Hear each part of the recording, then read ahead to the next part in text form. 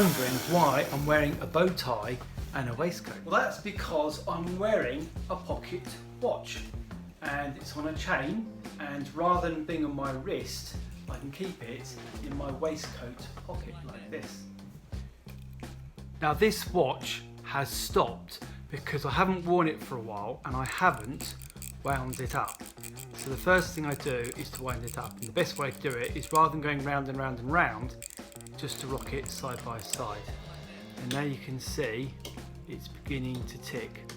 So it now says 20 to 10, like the clock's behind me. Now this lockdown seems to be going on for a long time, weeks and weeks, and we're not quite sure how long it's going to go on for either. So I want to think about time just for a minute. Our alphabet is from A to Z, but the Greek alphabet is from Alpha to Omega. And in the Bible it talks about God, talks about Jesus being the Alpha and the Omega, the beginning and the end. And it's just really saying that God is at the beginning of time and the end of time. He can see the big picture, the big timeline from the beginning to the end. He was there at the beginning of the world, beginning of creation, and he will be there at the end, and he will be there throughout that period. The Apostle Paul writes to the Thessalonians, "Rejoice always, pray continually, give thanks in all circumstances," including a lockdown coronavirus, "for this is God's will for you in Christ Jesus." So let's pray now. Dear Lord, we come before you in prayer. Help us to pray to you every day with our thoughts, our worries and our thanksgiving. Help us to give thanks for the things that are good, even during times which are difficult. Help us to grow and mature and develop our character to be more resilient, to be wiser in these difficult times. Thank you, Lord, that you are the Alpha and the Omega, the beginning and the end, and that you are with us throughout it all. Amen. Now, one of my favourite stories of all time is called Stig of the Dump, and it's about a boy who made friends with a kind of a wild boy who lived in a dump, and he used the materials around him to make very clever things and clever inventions.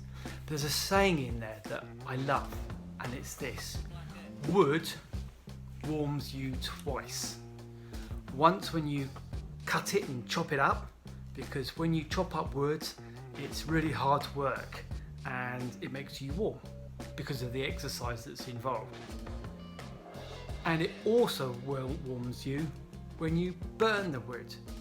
When you put it on a fire, put it in a fireplace, it warms you for a second time. So wood warms you twice. But wood always tells a story.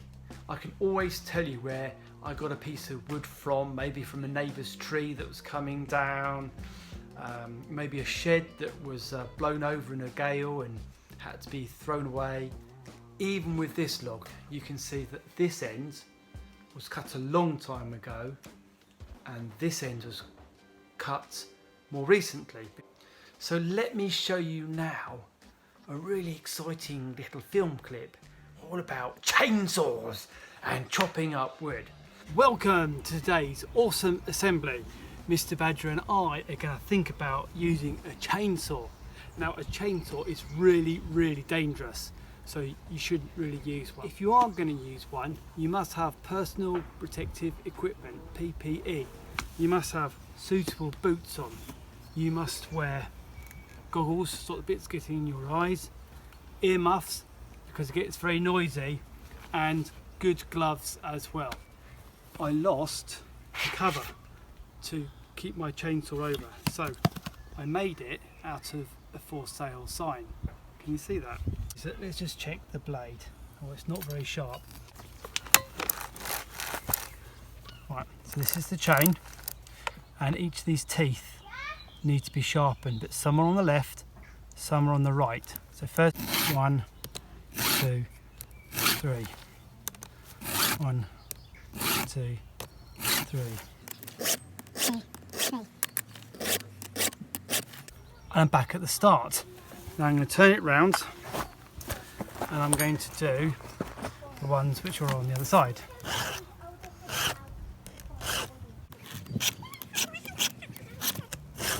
And back to the start. It's to check that it's not too tight. So let's just check everything else. So that's lock, which means it won't move. So that's on there. That's off, on, and the choke, which helps to get it going when it's cold. And when we pull this string, it should start. So in here, we need to put some oil. Got some chainsaw oil here. Let's put some in here.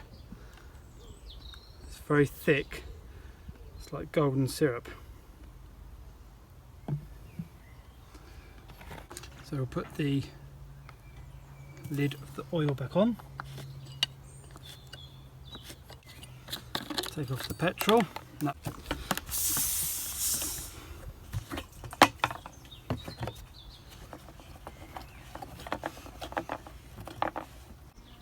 Petrol is something that's very, very flammable, so you really don't want to get it spilt anywhere.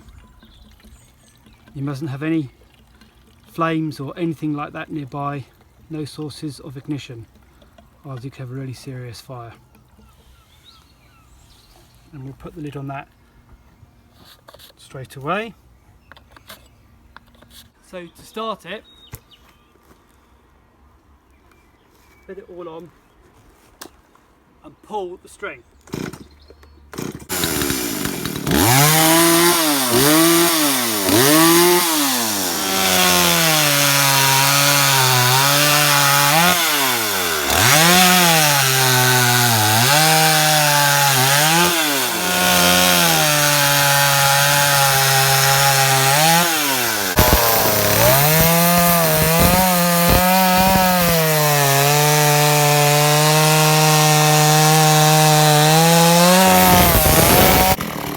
Mr. Badger, you're not wearing safety glasses and you're getting covered in sawdust. What are you doing?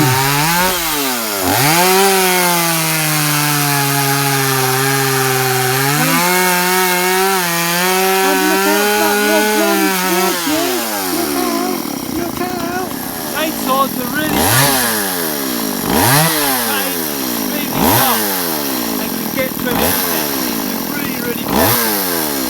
We've got to remember this is really dangerous, and that part of the engine gets really hot. Just watch, zoom in there and just watch as I spit on it. Ready?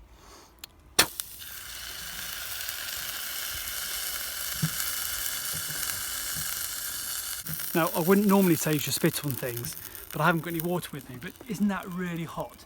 So the chain's going to be hot, the engine's going to be hot, and I can feel the heat through my hands as well. So you've got to be really careful when you're using a chainsaw. Asha, what are you doing there? You shouldn't be in the chainsaw area. So come on.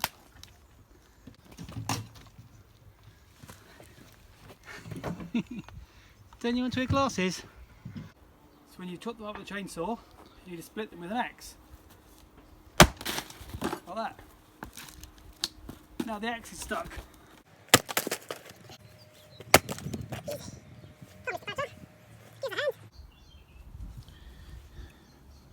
Mr. Badger and I were looking at the ends of these two logs. This end was chopped many years ago, and you can see it's really gone dark and dirty. This one is much lighter in colour, and you can see the lovely patterns of the fungi that's gone into this piece of wood. You can also see the circular marks here where the chainsaw has been chopping through, and the horizontal lines here as well. And around here you can count the rings of the trees to see how old it is. let's see how many rings we can count. Let's start off from the edge here. 1, 2, 3, 4, 5, 6, 7, 8, 9, 10, 11, 12, 13, 14, 15, 16, 17, 18, 19, 20. Can't see the middle bit round here, but I reckon this is at least 20 years old. So here's a nice pile of logs that we've chopped up with the chainsaw, and oh, someone's made a tower out of logs. Who's at the top? Oh, it's Badger. Hello Badger, you be careful on there, it doesn't fall over. Ah! Oh dear, his tower of logs fell over. Come on Badger, you're okay. There's a very famous passage in the Bible all about time, and many songwriters have included parts of it in their songs too. So let me read it to you, but make a few comments as I go along as well. It's called A Time for Everything. There is a time for everything and a season for every activity under the heavens. A time to be born and a time to die. And we've been thinking a bit about that, haven't we, during the current pandemic. A time to plant and a time to uproot. And we thought about sowing sunflower seeds, haven't we? A time to kill and a time to heal. And we are grateful for the NHS. A time to tear down and a time to build. A time to weep and a time to laugh. A time to mourn and a time to dance. And again, many of us have been thinking about these themes during this period of uncertainty. A time to embrace and a time to refrain from embracing. And again, with social distancing, it talks just about this. A time to search, like for new vaccines, and a time to give up. A time to love and a time to hate. A time for war and a time for peace. So the writer wrote this hundreds and hundreds of years ago, but I think we can all find echoes in our own lives, in our own thoughts, right on this. And God knows that struggle that we can have, not being at school, not being at work, stuck at home, not seeing friends. But there will be a time when we can see our friends again, when we can go back to school again. Now, I've spoken to you about the fact that when I make films, I might film some things in the afternoon, some things in the morning, but swap the order around that I show you. Look at the clock behind me, you could tell at what time I film something. But how do you know I haven't changed the time to give the impression that it's 5 o'clock? But how do you know that I filmed this at 5 o'clock? I might have filmed it at 10 o'clock or 5 to 10 like this one says. How do you know? Always check things out very, very carefully that you see on the internet. Have fun, keep safe.